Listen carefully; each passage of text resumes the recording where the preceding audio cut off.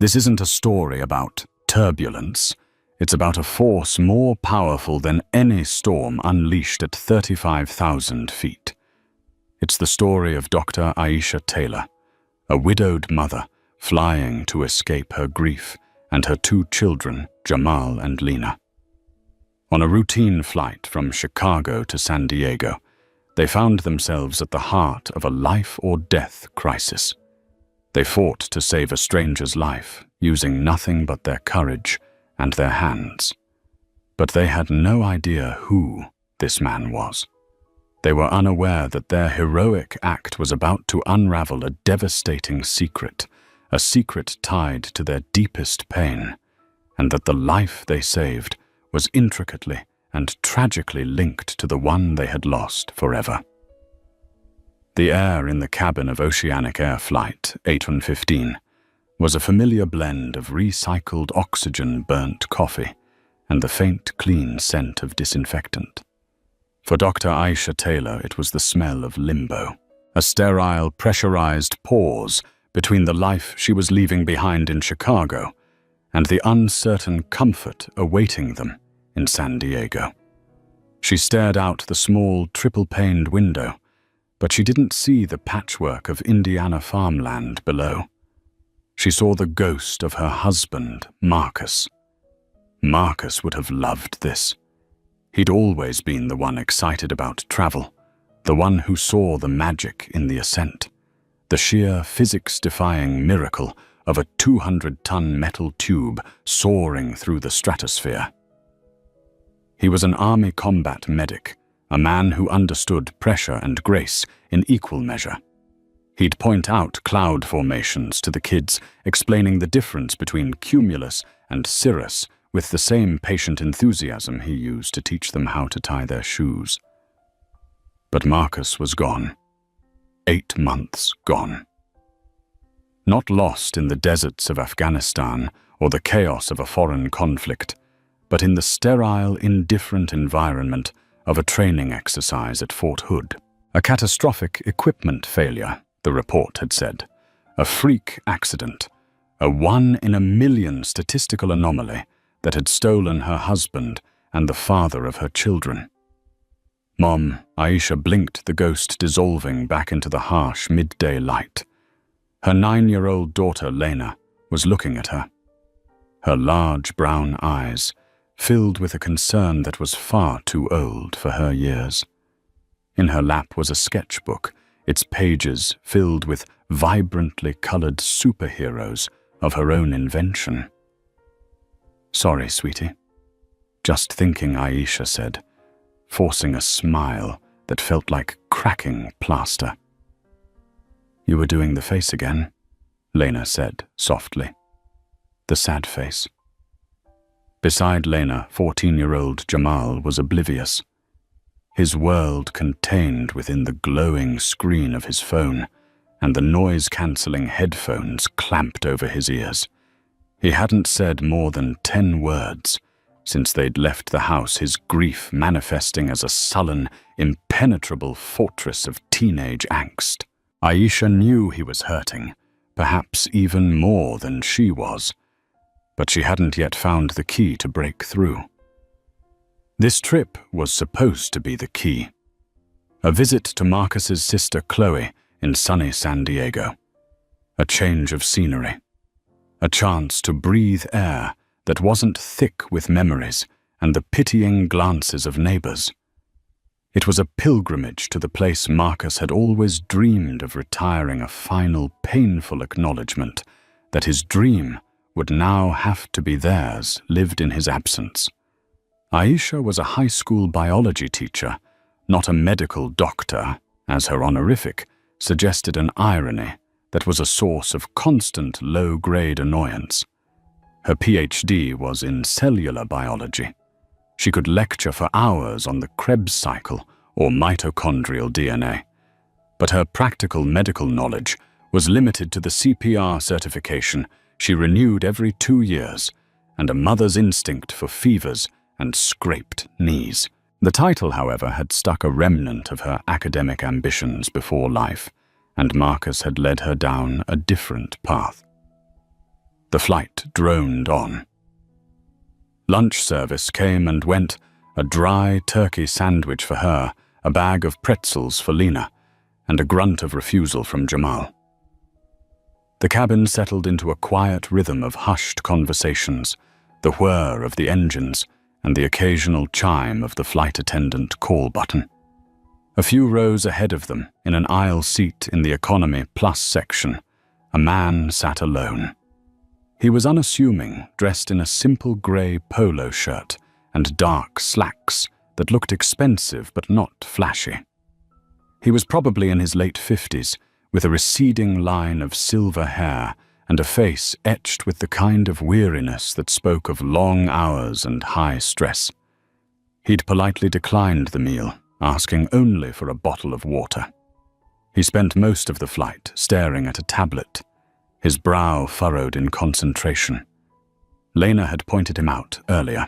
"That man looks like a grumpy grandpa." She'd whispered loud enough for only Aisha to hear. Aisha had glanced over. There was a severity to his features, a sharp line to his jaw that suggested impatience. He looked like the kind of man who didn't suffer fools gladly. He'd caught her eye for a fleeting second, and his gaze was surprisingly intense, almost piercing, before he'd returned his attention to his screen. It was about 2 hours into the flight, somewhere over the vast, empty expanse of New Mexico, when the rhythm of the cabin was broken. It started with a cough, a single dry bark from the man in the grey polo shirt. Then another, this one deeper, wetter. He shifted in his seat, a look of confusion on his face. He reached for his bottle of water, his hand shaking slightly. Aisha watched a flicker of professional curiosity mixed with a general human concern. Indigestion, maybe. The man whose name she would later learn was Arthur Covington, fumbled with the cap of the water bottle. His movements were becoming clumsy, uncoordinated. He brought the bottle to his lips, but his hand spasmed, sending a spray of water across his shirt. A small gasp escaped his lips. His face, which had been pale, was now flushing a strange, mottled red. He clawed at his collar, his breath coming in ragged, audible wheezes. The passenger next to him, a young woman engrossed in a movie, finally noticed. "Sir, are you okay?" Arthur Covington didn't answer. His eyes, wide with panic, darted around the cabin. He tried to stand, but his legs wouldn't cooperate. He slumped back into his seat, one hand clutching his chest, the other weakly batting at the air. That's when Lena grabbed her arm. "Mom," she whispered, her voice trembling. "That man, he can't breathe." The placid hum of the airplane was shattered. A flight attendant, a young woman named Sarah, with a tight, professional smile, hurried down the aisle. "Sir, can you hear me?" He couldn't. His head lolled to the side, his lips turning a terrifying shade of blue. The quiet concern in the cabin was rapidly escalating into a wave of fear. Passengers were craning their necks, their faces a mixture of alarm and morbid curiosity. Jamal finally pulled off his headphones, his sullen facade crumbling. "What's going on?" Aisha's heart was hammering against her ribs. She saw the flight attendant's composure begin to crack. Sarah fumbled with her intercom. "Is there a doctor on board? We have a medical emergency in row 12. The call went out, echoing through the cabin. A moment of silence. Then another, more urgent, repetition. "Is there a doctor, a nurse, or any medical professional on this flight? We need assistance immediately." The cabin held its breath. No one moved. In that pressurized tube suspended 7 miles above the earth, they were an island isolated from the help of the world below. Aisha looked at her children. She saw the raw fear in Lena's eyes and the dawning horror on Jamal's face. Then she looked at the man in row 12, now slumped lifelessly against the window. And in her mind, She heard Marcus's voice, calm and clear, as it had been on the day they met. "You don't run from the fire, Aisha. You run towards it. You're the one who knows what to do." But she didn't know what to do. She was a biology teacher. Her expertise was in photosynthesis, not pulselessness. The weight of 150 pairs of eyes, the crushing responsibility, the sheer paralyzing terror of it all pressed down on her. "Mom," Jamal said, his voice a low, urgent plea. "You have to do something." He was right. She was Dr. Taylor. She was Marcus's wife. She was her children's mother. And in that moment, she was the only hope that man had. Taking a deep, shaky breath, she unbuckled her seatbelt. The click echoed in the suddenly silent cabin like a gunshot. "Stay here with Lena," she told Jamal, her voice steadier than she felt. "It's okay. I'm going to help." As she stood and moved into the aisle, every eye followed her. She was no longer Aisha Taylor, grieving widow and high school teacher. She was a figure of authority, a beacon of hope. A hope she prayed desperately she could live up to. She was running towards the fire. The aisle felt a mile long. Each step was a conscious effort against a tide of rising panic. The faces she passed were a blur of fear and expectation. When she reached row 12, the scene was one of controlled chaos. The young flight attendant, Sarah, was pale, her training battling with the raw reality of the situation. An older, more senior flight attendant, David, had joined her. "I'm Dr. Taylor." Aisha said the title, feeling both like a lie and a shield. "What's his status?" "I don't know," Sarah stammered. "He just collapsed. He's not responding." Aisha knelt in the narrow space, the rough carpet pressing into her knees. She put 2 fingers to the man's carotid artery, pressing against the cold, clammy skin of his neck. She held her breath, searching for the rhythmic thump of life. Nothing. She leaned her ear close to his mouth, her hair brushing against his graying temple. She watched his chest. No breath. No movement. "He's in cardiac arrest," she announced the clinical term, sounding foreign and terrible in her own mouth. "We need to start CPR now, and we need an AED." David, the senior attendant, was already moving. "I'll get the kit. Sarah, help her get him on the floor." The space was impossibly tight. With the help of the passenger who had been sitting beside him, they managed to awkwardly slide the man's limp body from the seat and into the aisle. He was heavier than he looked, a dead weight that was a grim testament to his condition. Aisha positioned herself over him, her mind racing, dredging up the details from her last CPR class in the dusty high school gymnasium. Check the airway. Tilt the head, lift the chin. She opened his mouth. It was clear. "I need someone to time me," she said, her voice sharp with command. "I need 2-minute intervals." To her utter astonishment, Jamal was there. He had followed her down the aisle, his phone in his hand, its screen now displaying a stopwatch. The sullen teenager was gone, replaced by a young man with a focused, determined expression that was so much like his father's it made her ache. "I've got it, Mom," he said. Aisha nodded, a surge of pride momentarily eclipsing her fear. She placed the heel of one hand on the center of the man's chest, laced her other hand over it, and began to push. 1, 2, 3, 4. The first compression was shocking.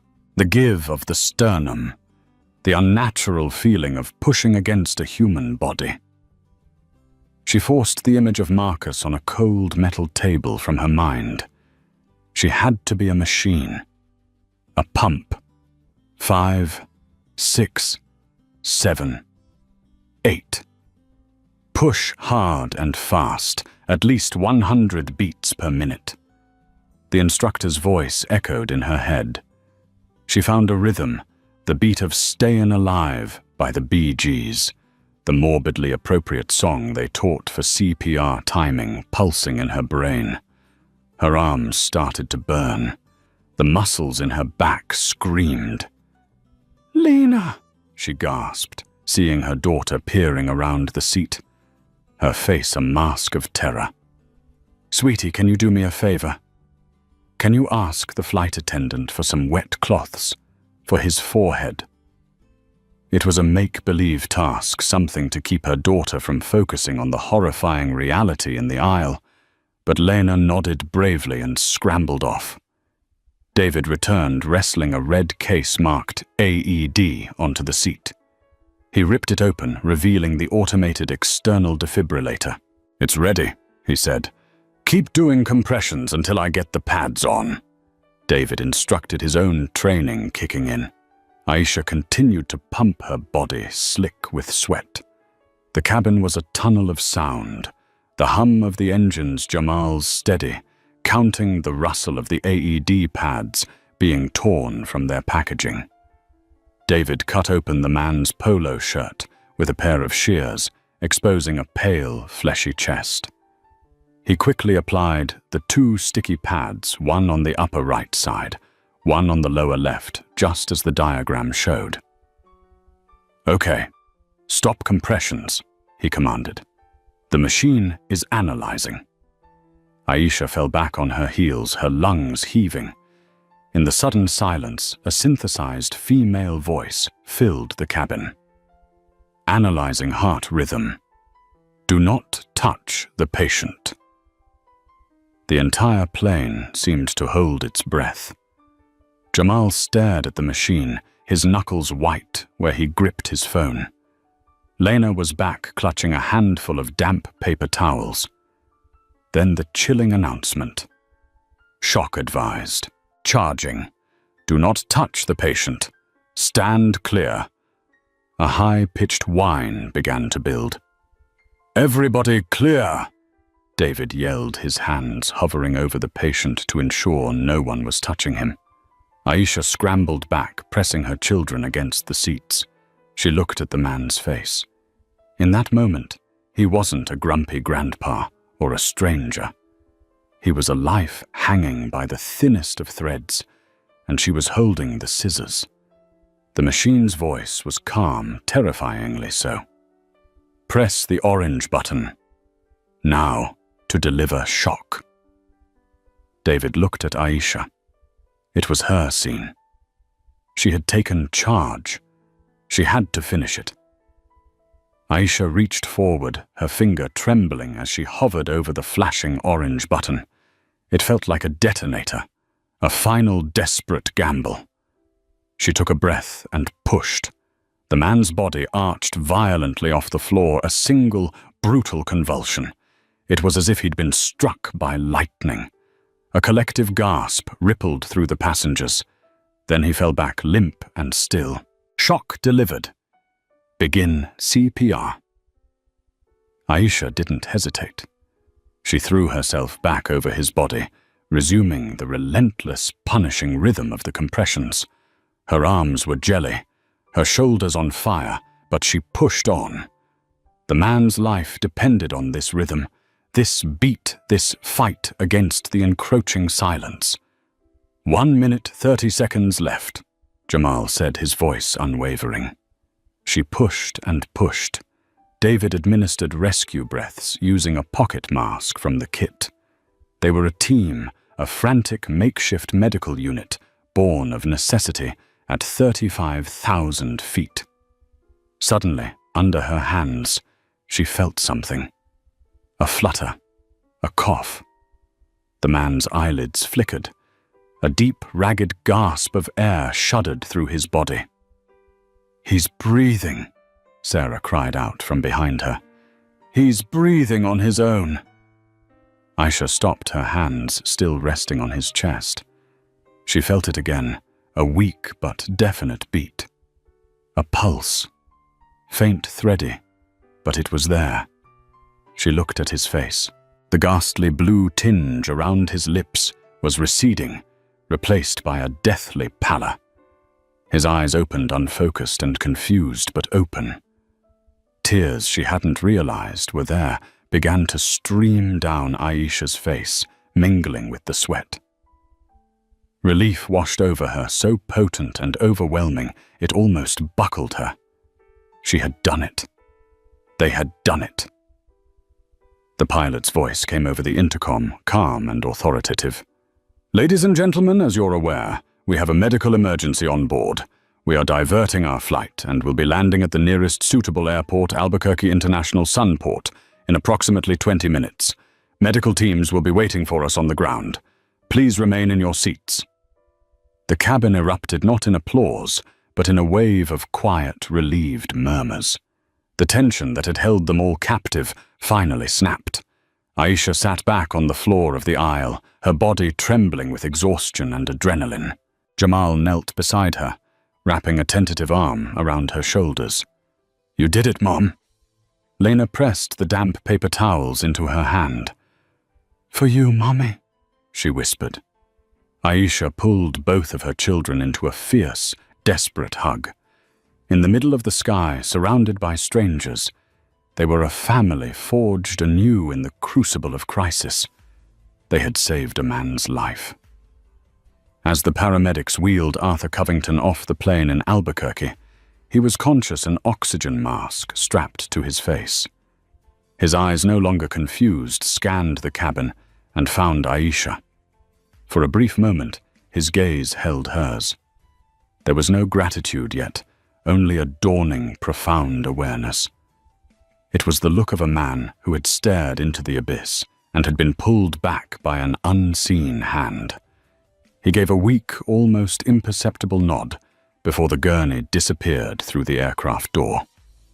Aisha nodded back a simple acknowledgement. She had no idea that this brief, silent exchange was not an ending, but the beginning of a story that would unravel everything she thought she knew about justice, fate, and the man she had loved and lost. The rest of the journey was a surreal blur.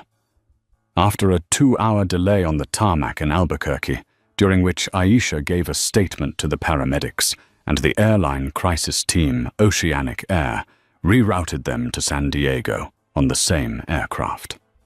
The flight attendants, Sarah and David, treated Aisha and her children like royalty, plying them with free drinks and snacks and endless words of gratitude.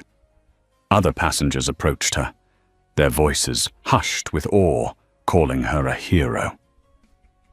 Aisha deflected the praise, feeling like an imposter. She had simply followed a set of instructions she'd learned in a gym. The real hero, she thought, was the anonymous engineer who had designed the AED, a machine that could literally command a heart to beat. They finally landed in San Diego late that evening, exhausted and emotionally drained. Marcus's sister Chloe was waiting for them at the gate, her face etched with worry. She was a lawyer, sharp and pragmatic, and she enveloped them all in a hug that felt like a shield.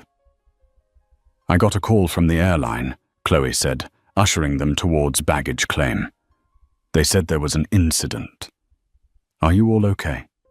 "We're fine," Aisha said the words, feeling inadequate. It was a lot. In the car on the way to Chloe's breezy La Jolla home, Jamal for the first time spoke about what happened. He recounted the entire event to his aunt with a stunning clarity and maturity that made Aisha's chest swell with pride. He described the man collapsing his mom, taking charge, the CPR, the terrifying whine of the AED. The sullen teenager had been replaced by the narrator of an epic tale, and he was a central character in it. Lena chimed in with her own details about the man's face-changing colors and how brave her mommy was.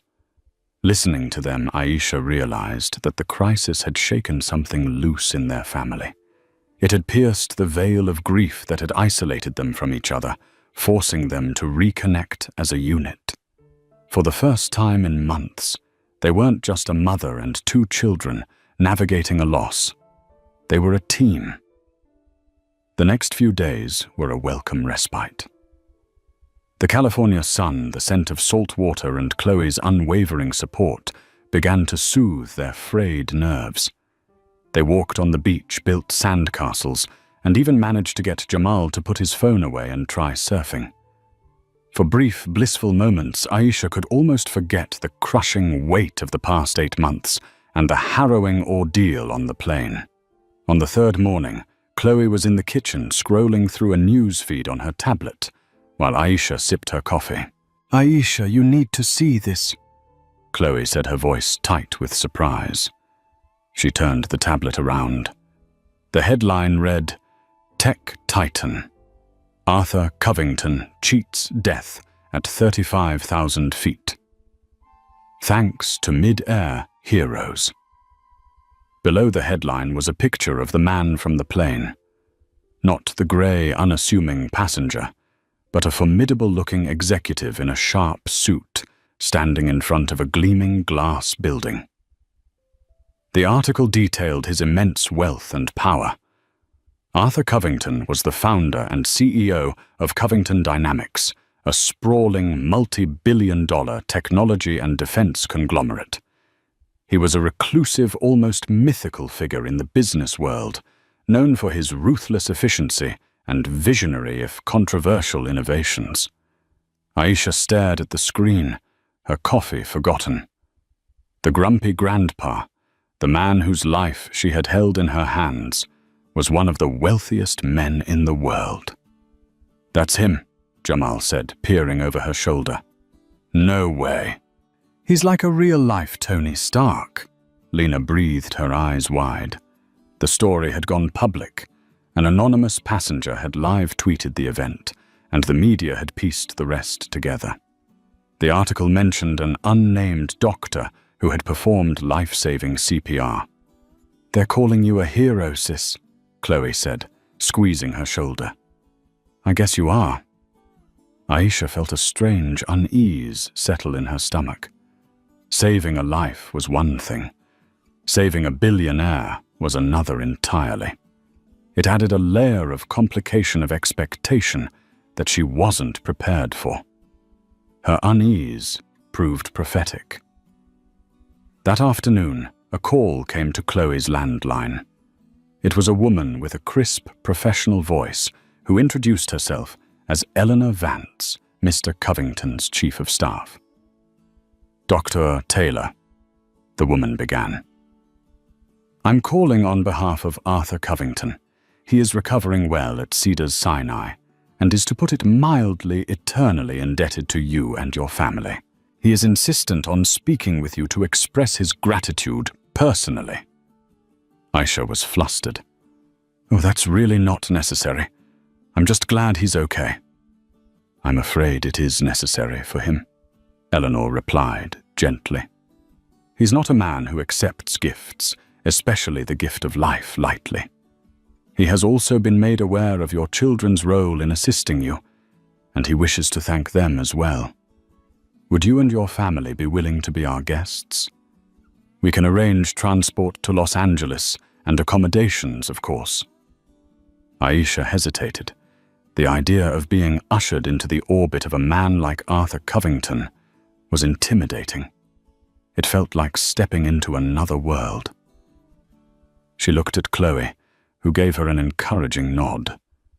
She looked at Jamal and Lena, who were practically vibrating with excitement at the prospect of meeting a real-life Tony Stark.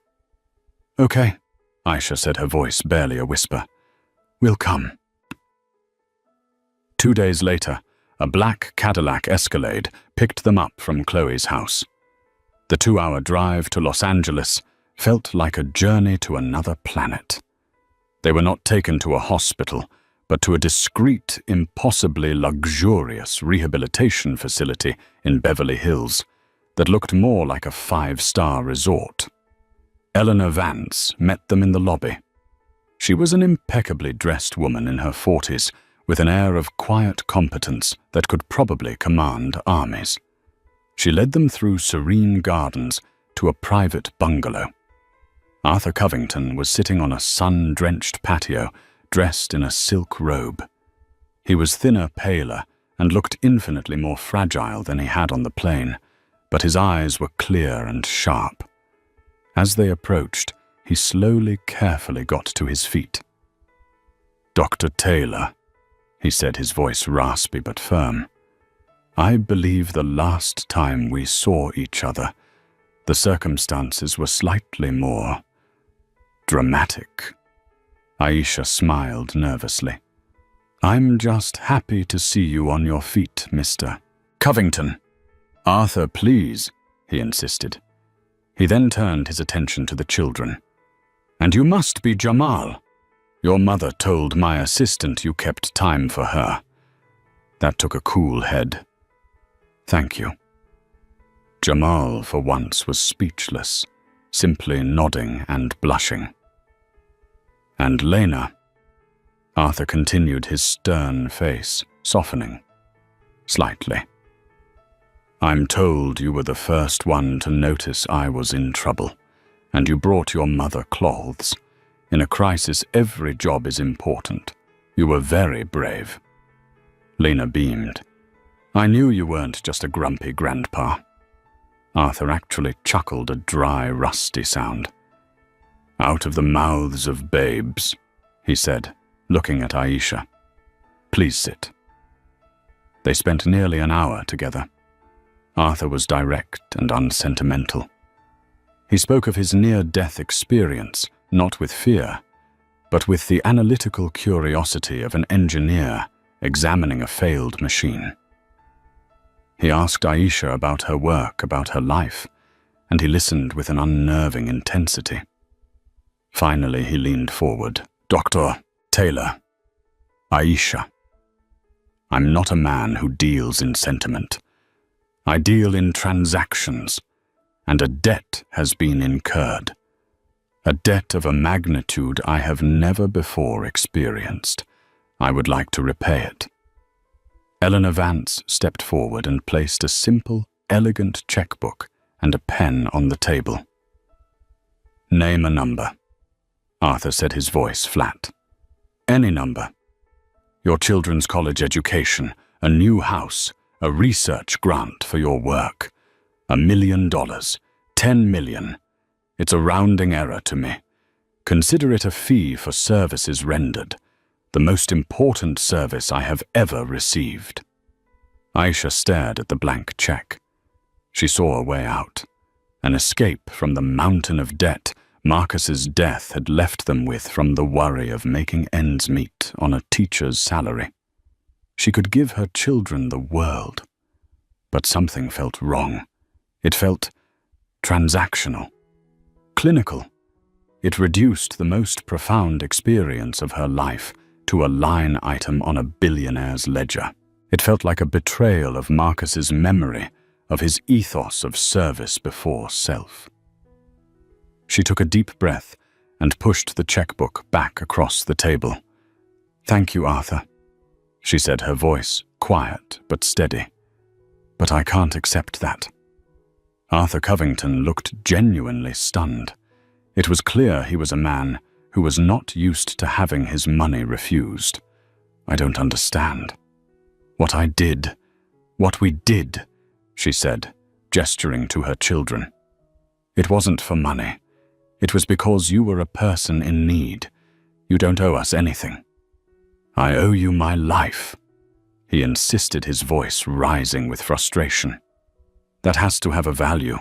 "It does," Aisha agreed, "but its value isn't something you can write on a check." She paused, an idea forming in her mind, a way to turn this bizarre situation into something meaningful, something Marcus would have been proud of. "But there is something you could do." "Anything," he said instantly. "Back in my neighborhood in Chicago, there's a community center, the Southside Youth Hub. It's a lifeline for so many kids, including my own. But it's struggling. The building is falling apart. They're about to lose their funding. If your generosity needs a home, you could send it there. That would be more than enough thanks for me." Arthur stared at her, his piercing eyes searching her face. He seemed to be reassessing her, seeing her for the first time. The hard, transactional mask dropped, replaced by something akin to respect. "The Southside Youth Hub," he repeated slowly, as if committing it to memory. He nodded at Eleanor. "Make it happen," he commanded. "A complete renovation, and set up a multi-year endowment for their operating costs. Spare no expense." He then looked back at Aisha, a flicker of a genuine smile touching his lips. "Aisha Taylor," he said, "you are a remarkable woman." As they left the bungalow and walked back through the serene gardens, Aisha felt a sense of peace. She had stayed true to herself. She had honored her husband's spirit of community. That night, back at Chloe's house, a wave of restlessness washed over Aisha. The name of Arthur's company, Covington Dynamics, kept nagging at her. It sounded familiar, but she couldn't place why. She found the small box of Marcus's personal effects that she'd brought with her to San Diego, a box she hadn't had the strength to open until now. She sat on the floor and lifted the lid. Inside were his dog tags, a stack of letters, a worn photo of the three of them, and at the bottom, a thick manila folder. It contained the official Army investigation report on his death. Her hands trembling, she opened it. She scanned the pages of technical jargon and military acronyms until she found the section on the equipment failure. The incident was caused by a catastrophic malfunction of the R7 communications relay unit during a simulated combat stress test. The unit designed for secure battlefield communications experienced a critical power surge, resulting in a localized electrical explosion. She read on her blood turning to ice. And then she saw it. A single line of text that made the world tilt on its axis. The R7 communications relay is designed and manufactured by Axiom Defense Systems, a wholly owned subsidiary of the Covington Dynamics Corporation. Aisha dropped the report as if it were on fire. A wave of nausea so profound it almost made her double over, crashed through her. Covington Dynamics. Arthur Covington. The man whose life she had saved. The man whose company had built the faulty piece of equipment that had killed her husband. The man responsible for her grief, for her children's loss, for the gaping hole in their lives. She had just saved the life of the man who had taken her husband's. The cosmic, cruel irony of it was a physical blow knocking the air from her lungs. The hero of Flight 815 was the villain of her life story, and he had no idea. The revelation struck Aisha not like a lightning bolt, but like a slow-acting poison seeping into her veins and turning her world a toxic gray. She sat on the floor of Chloe's guest room, the report lying open beside her, the words Covington Dynamics burning into her retinas. Sleep was impossible. Every time she closed her eyes, she saw a horrific montage, Arthur Covington's blue-tinged lips, the violent arch of his body, as the AED shocked him back to life, and the smiling face of her husband Marcus, now forever a ghost. The two images were inextricably, sickeningly linked. Her act of heroism was now tainted, twisted into a grotesque parody. She had restarted the heart of the man whose corporate empire had stopped her husband's. The next morning she was a specter at the breakfast table. Chloe, with her lawyerly perception, knew instantly that something was wrong. "Aisha, what is it? You look like you've seen a ghost." Aisha couldn't speak. She slid the report across the table. Chloe's eyes scanned the page, her expression shifting from confusion to sharp intake of breath, then to cold, hard fury. "Oh my God," Chloe whispered, her voice laced with disbelief. "Aisha." "His company," Aisha said, her own voice hollow. "The company that built the relay. It's his." The two sisters-in-law sat into silence the sunny California morning outside, mocking the darkness that had fallen over their table. Chloe's legal mind immediately began to spin, cataloging possibilities. "This changes everything," Chloe said, her tone shifting from shock to strategy. "This is leverage. We can sue. We can go to the press. A wrongful death suit against a man whose life you just saved. The optics are devastating for him. We can ruin him." The thought of revenge was a flash of heat in the cold numbness of Aisha's soul. Ruin him. Make him pay. The words were tempting a siren song of righteous anger. He had offered her $10 million. Now she could take $100 million. She could bleed him dry, not just for the money, but for the justice of it. But then she looked over at Jamal and Lena, who were in the living room laughing at a cartoon. Jamal's laughter was still a rare and precious sound. The trip, the crisis, even the bizarre meeting with Covington had started to heal them in some small way. A public, vicious lawsuit would drag them back into the depths of the trauma. It would force them to relive their father's death in depositions and courtrooms. It would turn their private grief into a public spectacle. And what about the community center? Covington's promised endowment was a lifeline for hundreds of kids in her neighborhood. A lawsuit would vaporize that offer instantly. Was her personal vengeance worth sacrificing the future of her community? "I don't know, Chloe," Aisha murmured, rubbing her temples. "I don't know what to do." "You need to confront him," Chloe said firmly. "You can't let him get away with this. He needs to know what his company did. What he did." The thought of facing Arthur Covington again sent a tremor of fear and rage through her. The kindly, grateful patient was gone, replaced in her mind by a monster in a silk robe. For 2 days, Aisha was paralyzed by indecision. She was torn between the primal urge for retribution and the protective instinct of a mother. She replayed the rescue in her mind. Would she have done it, had she known? The question was a torment. Yes, her heart screamed. Of course she would have. She was not a killer. She was a teacher, a mother, Marcus's wife. And Marcus was a medic. He saved lives, no questions asked. To have let a man die, any man, would have been a betrayal of everything he stood for. That was the thought that finally cleared the fog. Her actions on the plane were pure. They were a reflection of her character, of Marcus's legacy. It was what came after that mattered now. She couldn't tarnish that act with blood money from a lawsuit that would hurt her children. But she couldn't allow the silence to stand either. He had to know. Justice didn't always come in the form of a financial settlement. Sometimes it came in the form of truth. With a resolve that felt like steel forged in fire, she picked up her phone. She didn't call the lawyers. She called Eleanor Vance. "Eleanor, it's Aisha Taylor.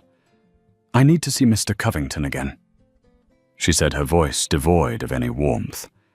"It's a matter of extreme urgency." There was a pause on the other end. "Is everything all right, Dr. Taylor?" "No," Aisha said. "Nothing is all right. Just tell him I'm coming." The black Escalade returned. This time, the ride to Beverly Hills was not one of excitement, but of grim purpose. She left the children with Chloe, telling them only that she had some grown-up business to discuss with Mr. Covington. She carried a single item with her, the manila folder containing her husband's death certificate. Eleanor met her in the lobby again, her professional smile looking strained. She could sense the shift in the atmosphere. "He's waiting for you, Aisha." Aisha walked into the same sun-drenched bungalow. Arthur was there, looking stronger than before, dressed in slacks and a cashmere sweater. He smiled when he saw her. "Aisha." What a pleasant surprise. I was just reviewing the preliminary plans for the youth hub. It's going to be a state-of-the-art facility. Aisha didn't return the smile. She walked to the table and placed the folder down between them. We need to talk about something else. Arthur's smile faded, replaced by a look of confusion. What is this? My husband was Sergeant Marcus Taylor. Aisha said, her voice low and controlled each word, costing her a mountain of effort. He was a combat medic in the U.S. Army. He died 8 months ago during a training exercise at Fort Hood. Arthur looked at her, his expression softening with sympathy. I'm so sorry for your loss. I had no idea you were a widow. Your husband was a hero. He was, Aisha agreed, her voice hardening. But he didn't die in combat. He was killed by faulty equipment. A piece of your equipment. She pushed the folder towards him. Open it. With a sense of growing dread, Arthur Covington opened the folder. He read the summary page of the investigation. His eyes, trained to absorb data with ruthless speed, scanned the text. He stopped at the line mentioning the R7 communications relay. He looked up at the name of the manufacturer, Axiom Defense Systems. His face went ashen. It was a more profound and ghastly pallor than she had seen on the airplane. Axiom, he whispered the name, catching in his throat. A subsidiary of Covington Dynamics, Aisha finished for him, her voice like ice. Your company, your product, your faulty relay exploded and killed my husband. It left my children without a father. And then in some kind of sick cosmic joke, the universe put me on that plane to save your life. The silence in the room was absolute, heavier than any pressure she had felt at 35,000 feet. The billionaire, the titan of industry, the man who commanded legions and moved markets, stared at the report, then at her, utterly broken. The strength, the power, the arrogance, it all dissolved, leaving behind a frail, horrified old man. I didn't know, he stammered, his voice a choked whisper. Axiom is one of dozens of companies. We acquire so many. I don't oversee every product line. My God. You didn't know, Aisha shot back, her control finally cracking the dam of her grief-breaking. Isn't it your business to know your name is on the building? Your culture of ruthless efficiency and cutting corners to meet deadlines. That's what this report says.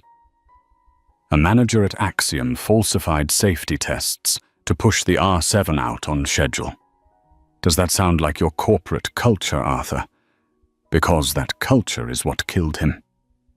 Tears were now streaming down her face, hot tears of rage and pain. You offered me money. You wanted to repay a debt. What is the price for a husband's life? What is the going rate for a father? Can you write a check for that? Because that is the debt you truly owe me. Arthur Covington didn't defend himself. He didn't make excuses. He simply sagged in his chair, the weight of her words striking him more forcefully than any heart attack. He looked at her, his own eyes welling with a shame so profound it was visceral. No, he said, his voice raspy with emotion. I can't. There's no price for that. He stared at the picture of Marcus she had tucked inside the folder, a vibrant man in his prime, smiling with his family, the man whose life had been extinguished by a product bearing his corporate signature. In that moment, Aisha realized that Chloe was wrong. Ruining him would have been too easy. This truth, this forced reckoning, was a punishment far more fitting. She had not just saved his life, she had now forced him to truly live with it, to understand its cost. The scales of justice, she thought, were not always balanced with money, but with the heavy, unbearable currency of grief. The confrontation left a crater in its wake. For Arthur Covington, it was the collapse of a carefully constructed world. He was a man who believed in control in data, in predictable outcomes. He saw business as a complex equation to be solved, and human lives were distant, abstract variables. Aisha had just made it terrifyingly concrete. She had taken the ghost out of his machine and given it a name, Sergeant Marcus Taylor.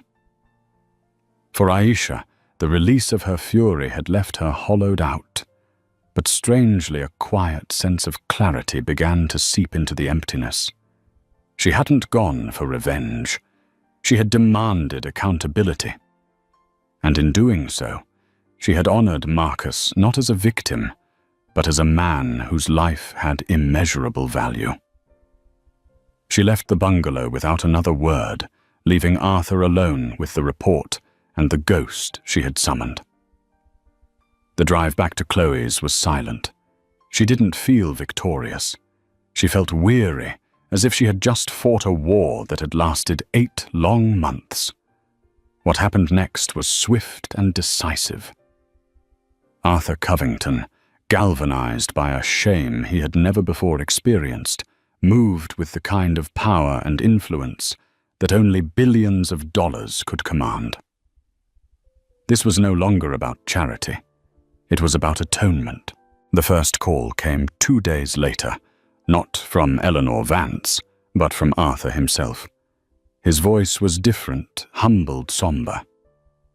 "Aisha," he said, "I have been conducting an internal investigation. What you said was true. Worse than true. The manager at Axiom who falsified the reports did so under immense pressure from our corporate division to meet a government contract deadline. He has been fired. The entire executive team at Axiom has been dismissed. We have voluntarily recalled every R7 relay unit currently in service at a cost of over $200 million. We have contacted the Department of Defense and admitted our culpability." Aisha listened, stunned into silence. "It's not enough," he continued, his voice heavy. "It will never be enough, but it's a start. The endowment for the Southside Youth Hub is done. But I've changed the name. With your permission, it will be renamed the Sergeant Marcus Taylor Youth and Community Center." Aisha's breath caught in her throat. "Furthermore," he went on, "I am personally establishing a new charitable foundation, the Taylor Foundation. Its mission will be twofold: to provide grants and support to the families of service members who have lost their lives in non-combat incidents, and to fund independent oversight and advocate for higher safety standards in military equipment manufacturing. It will be a watchdog for companies like my own. I have endowed it with an initial seed fund of $1 billion. Aisha sank into a chair, her legs unable to support her. $1 billion. It was an incomprehensible number.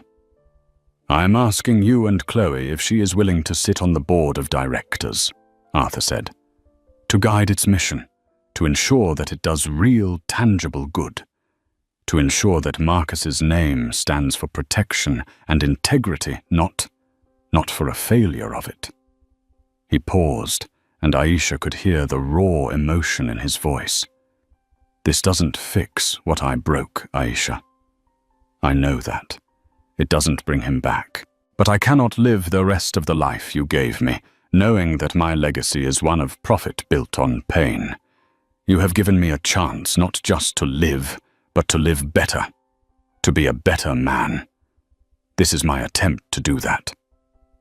Tears welled in Aisha's eyes, but this time they were not tears of anger or grief.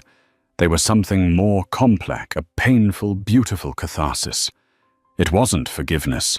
It wasn't forgetting. It was a form of restorative justice so profound and unexpected it defied description. He wasn't just paying for his sin. He was actively working to dismantle the system that had allowed it to happen. She accepted. Over the next few years, the story of Aisha Taylor and Arthur Covington became an unlikely legend, not in the tabloids, but in the communities their work touched. The Sergeant Marcus Taylor Youth and Community Center became a beacon of hope on Chicago's South Side, a state-of-the-art facility where kids like Jamal and Lena could find a safe space to learn, play, and grow. Jamal, no longer a sullen teenager, found his passion in a coding program at the center, his sharp mind now focused on building things rather than shutting the world out. Lena, whose superheroes once filled a sketchbook, now painted murals on the center's walls. The Taylor Foundation became a formidable force for change. Guided by Aisha's fierce integrity and Chloe's legal acumen, it helped dozens of military families navigate the labyrinthine bureaucracy of loss. It successfully lobbied for the Taylor Act, a piece of legislation that mandated stricter independent safety testing for all military hardware. Aisha never became close friends with Arthur Covington. The ghost of Marcus always stood between them. But they developed a deep working respect. They were partners in a shared solemn mission. He was the architect of the atonement, and she was its soul. She saw him periodically at board meetings, a man visibly aged by his conscience, forever trying to balance a scale that could never truly be balanced. She never accepted a dime of his personal money. Her payment was the legacy being built in her husband's name. Her family's lives were changed forever not by a lottery win, but by her own courage, first on the plane, and more importantly, in that bungalow in Beverly Hills. She had chosen the harder path, the path of confronting a painful truth and demanding not just compensation, but transformation. One sunny afternoon, standing outside the gleaming new community center, watching Jamal teach a younger kid how to write a line of code, and Lena showing off her latest painting, Aisha finally felt a sense of peace settle over her. The weight of the sky was gone. Her husband's death was no longer just a tragic ending. It was now also a beginning of hope, of change, of a legacy that would echo for generations. She had saved a man's life, and in doing so had inadvertently found a way to make her husband's life and his death mean something that would last forever. The story of Aisha Taylor and Arthur Covington is a powerful reminder that the most dramatic moments in our lives often happen not in the sky, but in the quiet chambers of the human heart. It's a story about how one family armed with courage and integrity didn't just save a man's life, they redeemed it. They prove that true justice isn't always about revenge or retribution. Sometimes it's about building a better future from the wreckage of the past. Aisha's choice to demand accountability over compensation created a ripple effect of positive change that will touch countless lives for years to come, building a legacy of protection in her husband's name. If this story of incredible strength, impossible choices, and profound grace moved you, please give this video a like to help it reach more people. Share it with someone who needs to hear a story of hope. And most importantly, subscribe to our channel for more true stories that inspire and remind us of the extraordinary power of ordinary people.